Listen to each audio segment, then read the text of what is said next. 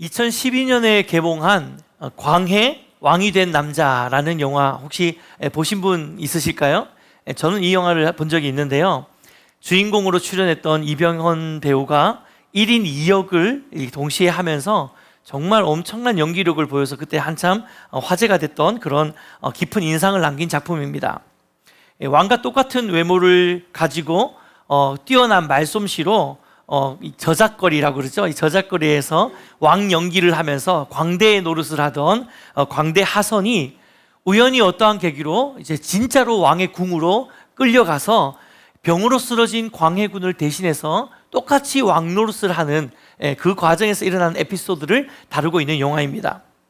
이 저작거리 광대가 하루아침에 조선의 왕이 되어서 이 하선은 날마다 익숙하지 않은 궁중 예법을 배워야 했고, 또 그 예법으로 말투도 걸음걸이도 식사 예절도 하다못해 용변을 보는 방법까지도 이 왕실에는 다 룰이 있잖아요. 거기에 맞춰가지고 이제 이 저작거리 광대가 왕 노릇을 하면서 겪게 되는 좌충우돌 그런 이야기들을 다루고 있는 굉장히 재미있는 영화였습니다. 그런데 이 영화를 보면은 이 저작거리 광대였던 하선이 조선의 왕인 광해군의 역할을 대신 왕 노릇하면서 살다 보니 어느 순간 점점 이 사람이 정말 행동이나 말이나 태도나 그리고 백성을 사랑하는 마음이 점차 실제로 왕처럼 변화되어지는 그런 이야기가 바로 이 영화의 내용인데요. 이 영화는 우리에게 이 정체성의 변화가 한 사람의 삶을 어떻게 바꾸는지를 잘 보여주는 예시와도 같습니다. 광대에서 왕으로 신분, 이 정체성이 바뀌자 사실 그의 말과 행동과 걸음걸이와 모든 태도들도 다 바뀌었던 것처럼 이렇듯 정체성의 변화는 우리 삶의 전반에 있는 모든 부분들을 다 변화시키게 되는 것이죠. 이게 정말로 정체성이 바뀐, 신분이 바뀐 사람의 자연스럽게 일어나는 결과인 것입니다. 오늘 우리가 함께 나눌 본문의 말씀의 내용이 바로 이와 맞닿아 있는데요. 오늘 말씀에서 사도 바울은 이 구원받기 전후에 우리의 정체성의 변화를 이야기를 하고 그에 따른 삶의 변화에 대해서 오늘 말씀을 통해 이야기하고 있는데요. 오늘 우리가 그 말씀을 좀 나누기를 원합니다. 먼저 우리가 읽은 본문 에베소서 2장 1절에서 10절 말씀은요, 크게 두 부분으로 나눠집니다. 먼저는 1절에서 3절까지 내용인데요. 이 내용은 구원받기 이전에 우리의 정체성이 어떤 정체성이었는지를 기록하고 있고, 4절에서 10절까지의 내용은 이제 예수 그리스도로 인해서 구원받고 난 하나님의 백성, 하나님의 자녀가 된 우리의 정체성은 이제 어떠한 정체성인지 이 두 가지를 보여주는 게 오늘 본문의 말씀인데요. 오늘 우리는 이 두 정체성을 비교해 보면서 하나님이 예수 그리스도를 통해서 우리에게 허락하신 정말 놀라운 그 정체성을 우리가 한 분 한 분이 좀 깨닫게 되기를 소망하고요. 그리고 그 정체성에 합당한 삶이 어떠한 삶인지를 오늘 말씀을 통해서 함께 고민하는 시간을 가져보기를 원합니다. 먼저 우리의 두 가지 정체성을 바울이 이야기를 하고 있는데요. 첫 번째 정체성은요, 구원받기 전에 본질상 진노의 자녀였던 정체성입니다. 오늘 본문 2장 1절 말씀 같이 한번 읽어보겠습니다. 함께 읽겠습니다. 시작. 그는 허물과 죄로 죽었던 너희를 살리셨구나. 사도 바울은 먼저 이 구원받기 전에 우리의 정체성을 이렇게 표현하고 있어요. 허물과 죄로 죽었던 너희. 이 한글 번역에서는 죽었던 너희라고 해서 이 죽었던이라고 표현을 하고 있는데요. 이것은 시제상으로는 과거 완료형이잖아요. 그런데 헬라어 성경에서는요, 온타스 네크루스라고 이 단어가 기록되어 있는데 이 단어는 현재 분사입니다. 과거 완료가 아니고 현재 분사예요. 영어나 한글을 좀 잘하시는, 영어 공부 열심히 하시는 분들은 이 차이를 조금 아실 건데, 여러분 과거 완료 굉장히 중요한 차이예요. 과거 완료형으로 죽었던이라고 하는 거는 사람이 한번 죽고 거기서 완전히 끝난 거예요. 더 이상 어떤 일이 일어나지 않는 것입니다. 죽었던 너희라고 과거 완료를 해버리면 과거에 이미 끝난 사건이에요. 이미 죽고 아무것도 없는 거예요. 그런데 이것이 헬라어 원어 성경에는요, 과거 완료가 아니라 현재 분사로 기록되어 있습니다. 이 현재 분사를 적용해서 이 말씀을 직역하면 이런 말씀인 거예요. 죽은 상태로 지금까지 계속 살아오고 있는 너희라는 거예요. 엄청난 차이입니다. 한 번 죽고 끝난 게 아니라 우리의 옛 정체성, 죄의 노예로 살아가던, 본질상 진노의 자녀로 살아가던 우리의 정체성은 그냥 한 번 사망하고 끝난 존재가 아니라 사망한 상태로 지금까지 계속 살아오고 있는, 죽어 있는 상태로 계속 살아오고 있는 이 상태, 이게 바로 본질상 진노의 자녀, 하나님을 알지 못하는, 예수 그리스도의 십자가의 구원의 복음을 경험하지 못한 인생들은 바로 이러한 인생으로 살아가고 있는 것을 사도 바울이 이야기하고 있는 거예요. 단 한 번의 죽음의 사건이 아니라 하나님과 단절된 영적인 죽음의 상태에서 계속해서 지금까지 살아오고 있는 이 현재의 상태를 이야기하고 있는 건데요.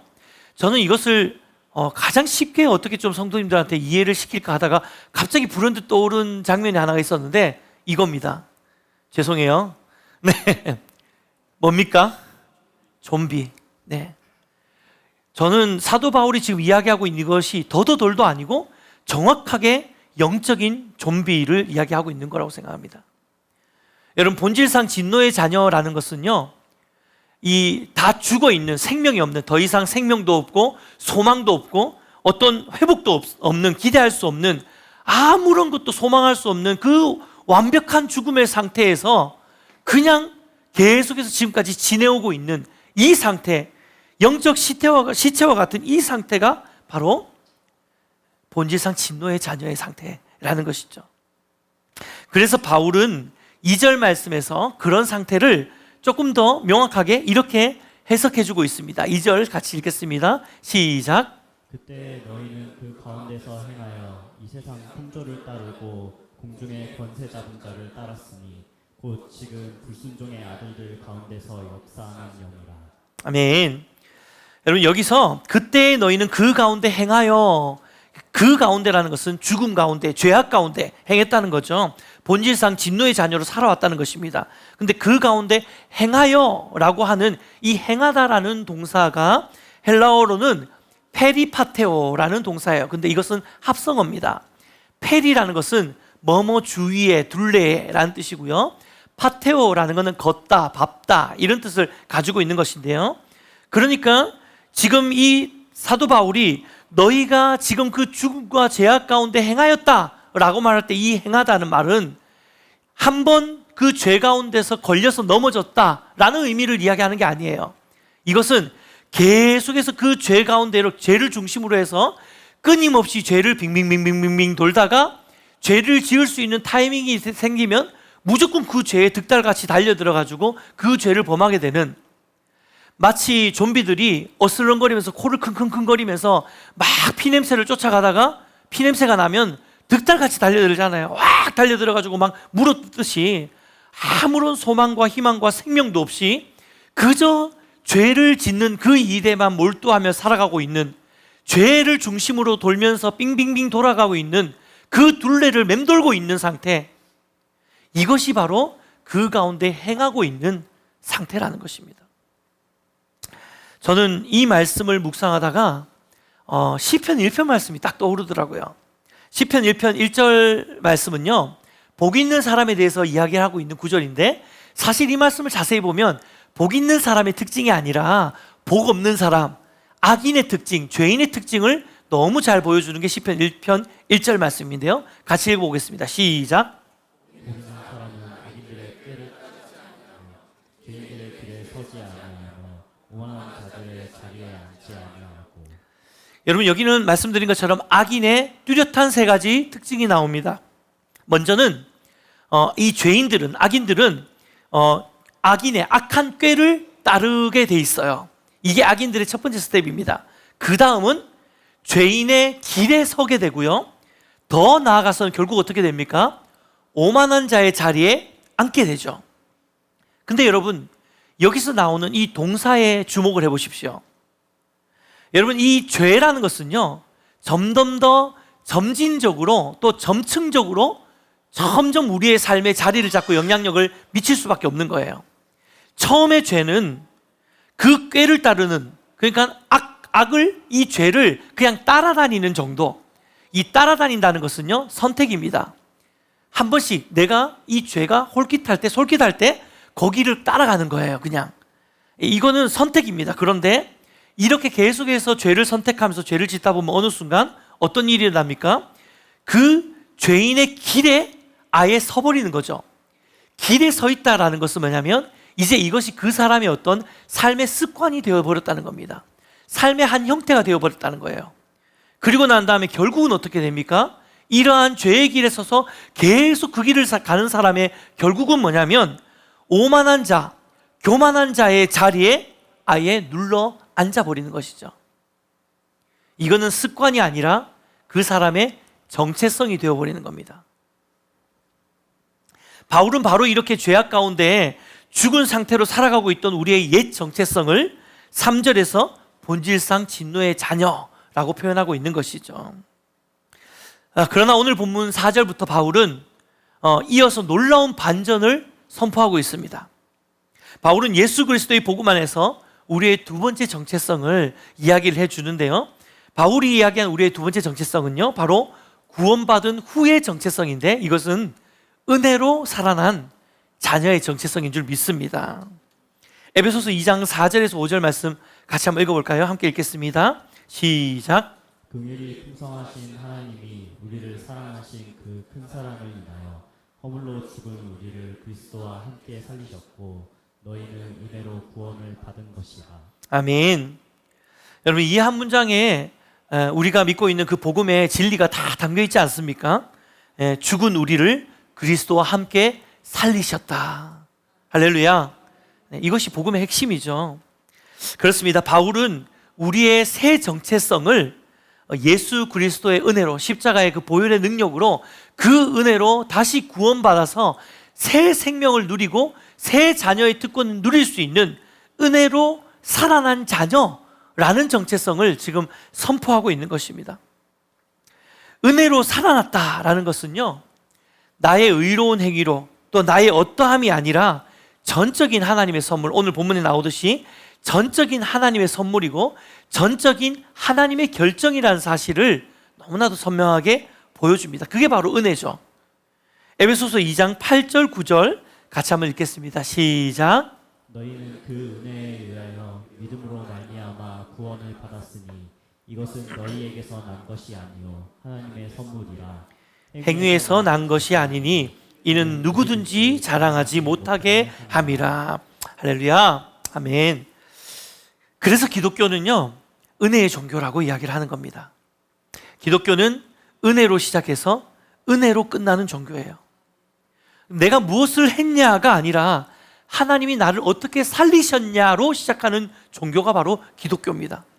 그리고 내가 지금 무엇을 해야 하냐가 아니라 하나님이 지금 나를 어떻게 붙들고 가시는지 거기에 주목하는 것이 바로 기독교의 핵심이에요. 이것을 우리는 은혜라고 이야기를 하는 겁니다. 사랑하는 여러분, 여기서 우리는 굉장히 중요한 사실 하나를 짚고 넘어가야 될 필요가 있습니다. 우리가 신앙생활을 하면서 너무나도 쉽게 빠지는 신앙적인 착각이 하나가 있는데, 그것은 우리가 하나님이 거저주시는 은혜로 우리가 구원받았다는 사실은 너무나도 잘 알면서도 실제로 막상 신앙생활을 함에 있어서는 그 은혜를 사람에게 구한다는 것이에요. 돌이켜보면은 저도 무심결에 그렇게 이런 생각들이나 이런 말을 했던 적이 굉장히 많았던 것 같아요. 아우, 이 교회는 뭐 예배가 뭐 은혜롭네. 이 교회는 목사님 설교가 은혜롭네. 이 교회는 찬양이 좀 은혜가 덜 되네. 지난번 소그룹은 좋았는데 이번 소그룹은 좀 은혜가 안 되네. 막 이런 식으로, 사실 이거 우리 되게 많이 하는 이야기 아닙니까? 그렇죠? 저도 이런 이야기 간혹 했던 것 같아요. 그런데 가만히 생각해 보면 여러분, 우리가 언제부터 은혜의 자격과 조건을 갖춰가지고 누구에게 은혜를 끼치기도 하고 누구에게 은혜를 받기도 합니까? 여러분, 어떤 교회도 어떤 목사도 어떤 찬양팀도 어떤 성도도 은혜를 줄 수 있는 사람은 없습니다. 왜요? 은혜는 오직 하나님으로부터 오시는, 거저 주시는 선물이기 때문이에요. 우리는 그 은혜를 투영하고 그 은혜를 흘려보내는 통로로 살 뿐이지, 은혜를 주시는 본질의 출처와 근원은 오직 하나님 한 분이십니다. 그래서 은혜라는 단어는 절대로 우리랑 붙일 수 있는 단어가 아니에요. 오직 하나님께만 붙을 수 있는 단어, 그게 바로 은혜입니다. 그렇다면 은혜로 구원받아서 자녀된 우리가 이제 해야 되는 것은 한 가지밖에 없어요. 왜냐하면 은혜에 있어서 우리가 할 수 있는 일이 아무것도 없거든요. 단 하나, 우리가 할 수 있는 유일한 하나의 반응이 있습니다. 그것은 뭐냐면 은혜 주시는 하나님 앞에 감사하는 거예요. 그리고 그 하나님을 찬양하는 것입니다. 겸손하게 그 하나님의 은혜를 구하는 것입니다. 이게 은혜 앞에 서 있는 한 사람의 성도가, 한 사람의 공동체가 해야 되는 일인 줄 믿습니다. 특별히 5, 6절을 자세히 읽어보시면요, 바울은 함께라는 단어와 붙어있는 연속적인 세 개의 동사를 사용해서 우리를 향한 하나님의 은혜가 어떠한 것인지를 설명해 주고 있는데요, 5, 6절 같이 한번 읽을 때 함께 다음에 나오는 것들 한번 유심해서 한번 읽어보면 좋겠습니다. 같이 읽겠습니다. 시작. 허물로 죽은 우리를 그리스도와 함께 살리셨고 너희는 은혜로 구원을 받은 것이라. 또 함께 이르시사 그리스도 예수 안에서 함께 하늘에 앉히시니. 자, 보이시죠? 함께 살리셨고 함께 일으키셨고 함께 하늘에 앉히셨다. 저는 이걸 보면서 야, 이거 시편 1편이랑 완전 반대인데? 그쵸? 악한 자의 꾀를 따르다가 죄인의 길에 섰다가 오만한 자리에 앉아버리는 이 죄인의 특징하고 은혜를 받은 사람의 특징이 완전 딱 반대로 대칭이 되는 거예요. 은혜를 받은 사람은 뭡니까? 내가 살아난 게 아니에요. 내가 죄를 쫓아간 게 아니에요. 하나님이 나를 살려주시는 거예요. 그리고 하나님이 나를 일으켜주시는 겁니다. 그리고 하나님이 나를 하늘에 앉히시는 거예요. 아멘입니까? 모든 것이 하나님의 은혜인 줄 믿습니다. 그래서 오늘 사도 바울은 에베소 교회를 향해서 예수 그리스도의 복음으로 회복되고 변화되고 새로운 신분을 얻은 우리의 정체성은 은혜로 살아난 정체성이다 라고 이야기하고 있는 것입니다. 바로 이 정체성이 저와 여러분의 정체성인 줄 믿습니다.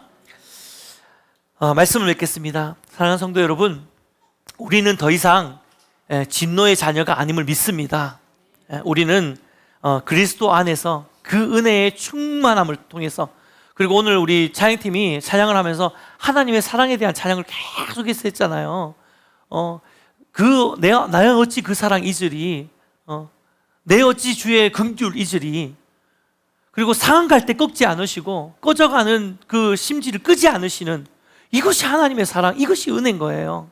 우리가 그 은혜로, 그 사랑으로 우리가 구원을 받았고 하나님의 자녀가 되었고 자녀의 놀라운 정체성의 특권을 누리게 된 줄 믿습니다. 근데 중요한 사실은요, 여러분, 은혜의 정체성은 우리의 행함을 통해서 얻어지는 것은 아닙니다. 하지만 분명히 우리가 알아야 되는 것은 은혜의 정체성으로 변화되었다면 그러면 우리의 행함도 바뀌어야 되는 거예요. 행함으로 구원받는 건 아닙니다.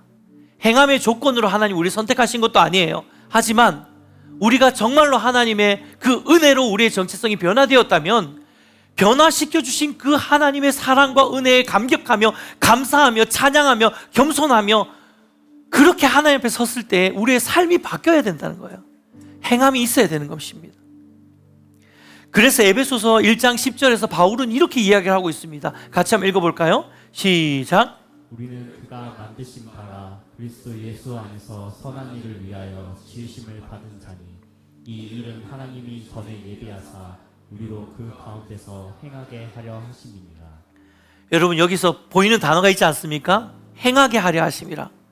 바울은 의도적으로 2장에서 죄인들이 행하고 있는 진노의 자녀, 본질상 진노의 자녀가 행하고 있는 그 죽어있는 상태에 그 빙글빙글 도는 그 행함을 이야기를 했는데, 이제 사도 바울은 새롭게 변화된 정체성에도 또 빙글빙글 돌고 있는 페리파테오를 사용하고 있어요. 이 행하다. 근데 이번에 페리파테오는 빙글빙글 돌고 있는 주변이 뭡니까? 죄가 아니에요. 은혜입니다. 하나님의 사랑입니다. 선한 삶을 향한 하나님의 자녀다운 삶을 향한 빙글빙글 돌고 있는 그 줄레를 돌면서 마치 우리가 죽었던, 본질상에 죽었던 진노의 자녀였을 때는 진짜 좀비처럼 죄의 냄새를 맡아서 킁킁거리면서 어떻게든 죄 냄새가 맡아지는 그 순간 달려들어서 무릎 뜯으려고 그렇게 죄를 향해 빙글빙글 돌고 있었던 존재였다면, 이제 우리가 예수 그리스도 안에서 복음 안에 회복되고 하나님의 자녀가 되고 난 정체성 다음에는 이제 내가 하나님 자녀답게 살기 위해서 어떻게 하면 내가 선한 일을 더 할 수 있을까? 어떻게 하면 하나님의 기쁨으로 살 수 있을까? 어떻게 하면 내 삶을 통해 세상 사람들이 하나님을 알게 할 수 있을까? 그러면서 그 주변을 빙글빙글 도는 거예요. 너무 다른 삶 아닙니까, 여러분? 너무 구별되는 삶 아닙니까? 이것이 바로 하나님이 우리에게 허락하시고 원하시고 기대하시는 삶인 것이죠. 군복을 입은 사람은 아무 바닥에나 주저앉을 거예요. 저도 예전에 예비군 훈련하면은 예비군 군복만 입으면 괜히 이상하게 막 땅에 침 뱉고 싶고 뭐 이런 거 있잖아요, 좀. 그러니까 이 군인들이라는 거는 사실 막 정말 전투의 현장, 포탄이 터지고 막 진흙을 뒹굴고 막 어떤 데 막 굴러다니고 막 이런 어떤 험한 옷이 바로 군복입니다. 싸움을 위한 옷이기 때문에. 이 군복을 입은 사람들은요, 뭐 이게 누가 시키지도 않았는데 그냥 땅바닥에 덜썩덜썩 잘 주저앉아요. 그 옷에 맞게 행동하는 거죠. 그런데 그 사람이 예비군 훈련을 다 끝내고 이제 집으로 돌아가서 양복을 딱 입고 회사에 출근할 때 그 사람 길 가다가 아무 데나 주저앉아가지고 그냥 막 간식 뜯어먹고 바나나 우유 까먹고 이렇게 했습니까? 그렇게 하지 않아요. 네. 양복을 입은 사람답게 행동합니다.